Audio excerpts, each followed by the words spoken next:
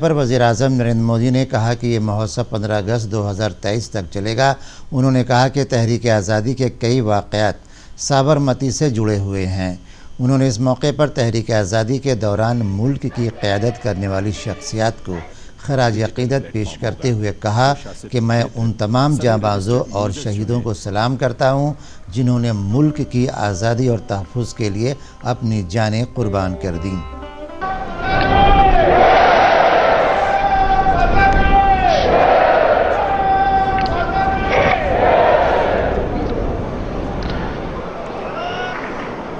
ये हम सभी का सौभाग्य है कि हम आजाद भारत के इस ऐतिहासिक कालखंड के साक्षी बन रहे हैं। आज दांडी यात्रा की वर्षगांठ पर हम बापू की इस कर्मस्थली पर इतिहास बनते भी देख रहे हैं और इतिहास का हिस्सा भी बन रहे हैं। अमृत महोत्सव 15 अगस्त 2022 से 75 सप्ताह पूर्व आज प्रारंभ हुआ है और 15 अगस्त 2023 तक चलेगा। ऐसा लग रहा है जैसे आजादी के असंख्य संघर्ष, असंख्य बलिदानों का और असंख्य तपस्याओं की ऊर्जा पूरे भारत में एक साथ पुनर्जागृत हो रही है। मैं इस पुण्य अवसर पर बापू के चरणों में अपने श्रद्धा सुमन अर्पित करता हूं।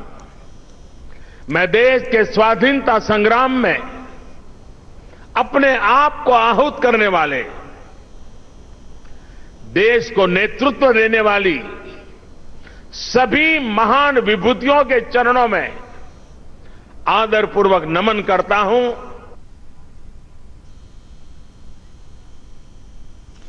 मुल्क की आज़ादी की तहरीक की तारीख 90 वर्षों पर मुहित है। 1857 की पहली जंग आज़ादी से लेकर 15 अगस्त 1947 में मिलने वाली आज़ादी तक जिद्दोजहद की तवील तारीख है। मुल्क जब आज़ादी के 75वें वर्ष पूरे होने पर अमृत महोत्सव मना रहा है तो गांधी जी के ज़रिए 1930 में नमक सत्याग्रह को लेकर दांडी मार्च का निकालना भी याद आता है। नमक सत्याग्रह में बिहार का भी अहम किरदार रहा है। दांडी यात्रा की शुरुआत 12 मार्च 1930 में गांधी जी के नेतृत्व में हुई थी। इस मार्च के जरिए बापू ने अंग्रेज़ों के बनाए नमक कानून को तोड़कर उनकी सत्ता को चुनौती दी थी। इस नमक सत्याग्रह में बिहार के कैमूर और अलवर ज़िलों के स्वतंत्रता संग्राम सेनानियों ने भी बढ़ चढ़कर हिस्सा लिया था। आज हम आपको मिलवाएंगे अरवल के कुछ स्वतंत्रता संग्राम सेनानियों से। जगदीश सिंह अरवल ज़िले के सकरी गांव के रहने वाले हैं। इन्होंने 1930 से 40 के दौरान औपनिवेशिक संघर्ष को अपने तरीके से जिया है। यहाँ के माहौल बिगड़ गया था। 14 माइल में अल्पसंख्यकों को जान मार दिया गया था। समय के नहीं, उस समय गांधी जी को हमने से बातचीत किया, फ्री होकर के हम बात की। उनको महानता थी। उस समय दांडी नमक चला था न, और उस समय हम लोग को प्रोत्साहन देते थे। समय के नहीं कि जिसे कि अफीम की खेती होती थी, उस सब अंग्रेज सब तंग करता था, नमक वाला था पूरा।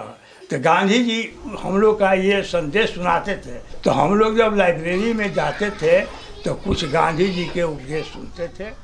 इसी तरह हैबतपुर के गया प्रसाद ने भी उन दिनों के औपनिवेशिक संघर्ष को अपने तरीके से याद किया। वे खुद भी 9 अगस्त 1942 के आंदोलन में हिस्सेदार रहे। उन्होंने उस दौर के संपूर्ण संघर्ष का बड़ा ही जीवंत अनुभव दूरदर्शन के साथ साझा किया। तो 42 के आंदोलन में तो हम लोग पढ़ते थे जी। इसके बाद आंदोलन शुरू हुआ 9 अगस्त को तो उसमें हम भाग लिए। और भाग लिए तो बहुत सा जमात आया, उस जमात के साथ हम भी शेयर हो गए। और शेयर हो जाके सब आदमी चढ़ाई कर दिया पोस्ट ऑफिस पर।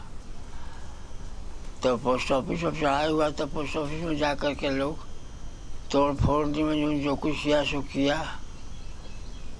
इसके बाद एक दिन रेस्ट हुआ।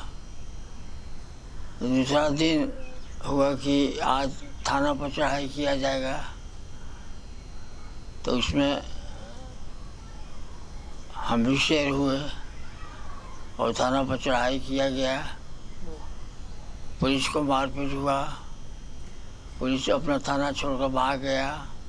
और जितना भी थाने में रिकॉर्ड था सरकारी, उस सबको जमा करके उसमें आग लगा दिया गया और हम लोग झंडा फहरा दिया उस पर। न सिर्फ दांडी मार्च बल्कि सविनय अवज्ञा आंदोलन और आगे चले आंदोलनों में भी जिले का प्रतिनिधित्व रहा।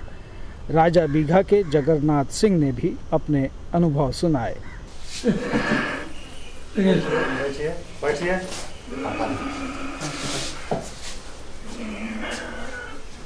मखदूमपुर के रामवृक्ष सिंह कहते हैं कि उस वक्त देश के लिए कुछ कर गुजरने का जज्बा था। जमींदारी तो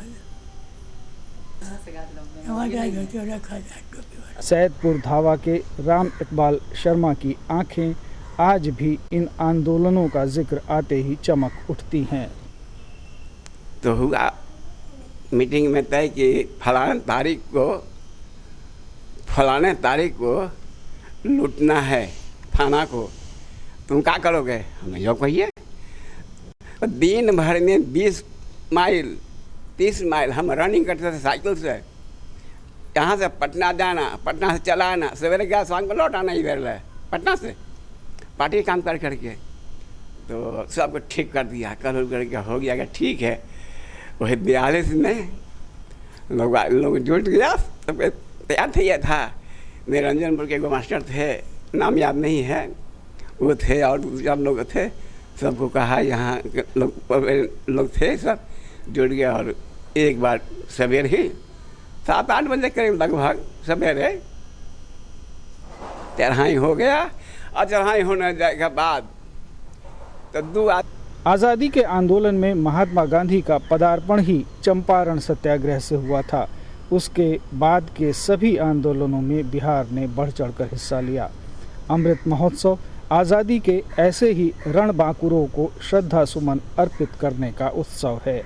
अरवल से प्रवीण मिश्रा की रिपोर्ट, दूरदर्शन समाचार, पटना। रियासत के पंचायती राज नुमाइंदों की टीकाकारी के लिए आज पूरी रियासत में मुहिम चलाई जा रही है। यौम ख़वातीन की तर्ज पर चलाई जाने वाली इस मुहिम के तहत ज़्यादा से ज़्यादा पंचायती राज नुमाइंदों को टीका लगाने का हदफ मुकर्रर किया गया है। इधर रियासत में अब तक 11,72,530 लोगों को टीका लगाया जा चुका है।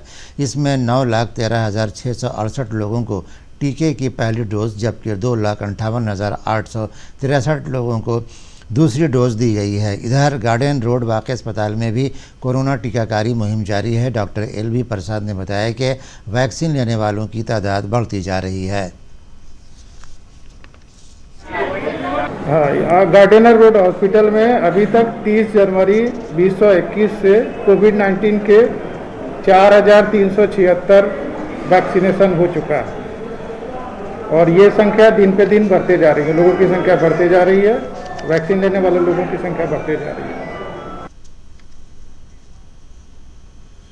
मरकज़ी हुकूमत की छोटी और मुतवस्सित सनत महकमा के ज़रिए फ़रोग़ हुनर प्रोग्राम के तहत मधुबनी ज़िले के रांटी में ख़वातीन को मिथिला पेंटिंग्स की बारीकियों से वाकिफ़ कराकर खुद कफ़ील बनाया जा रहा है। एक रिपोर्ट।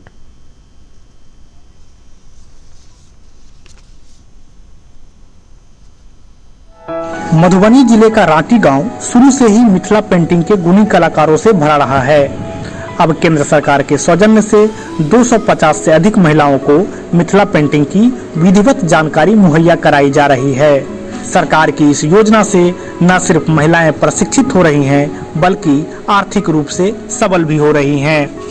इतना 1.25 मीटर का आंचल बनता है और 5 इंची करके किनारा बनाते हैं और बीच बीच में भुट्टा डालते हैं।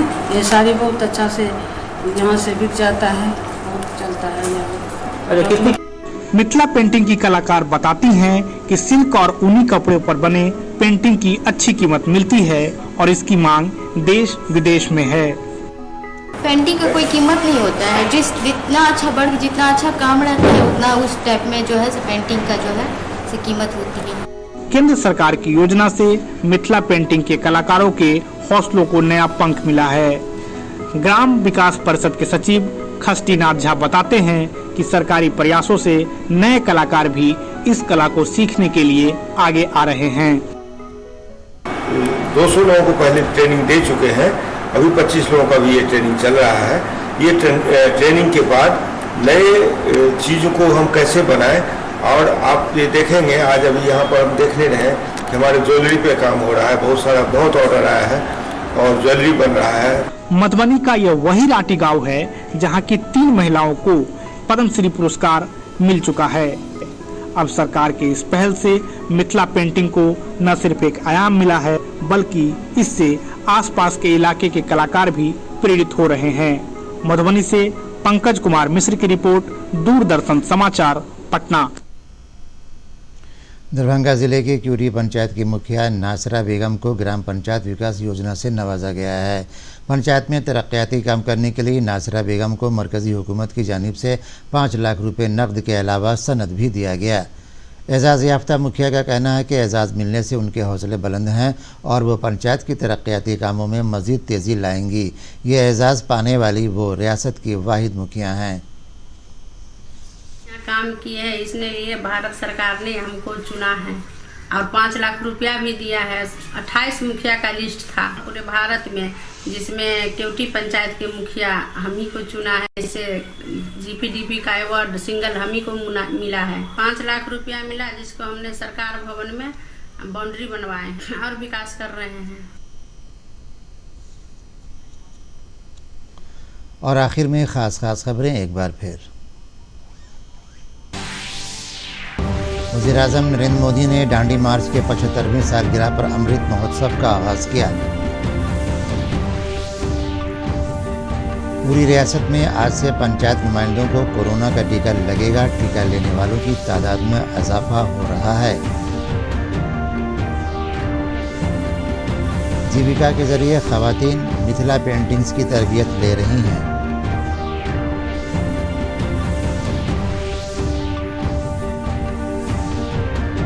और दरभंगा की क्यूटी पंचायत की मुखिया को एजाज़ से नवाजा गया।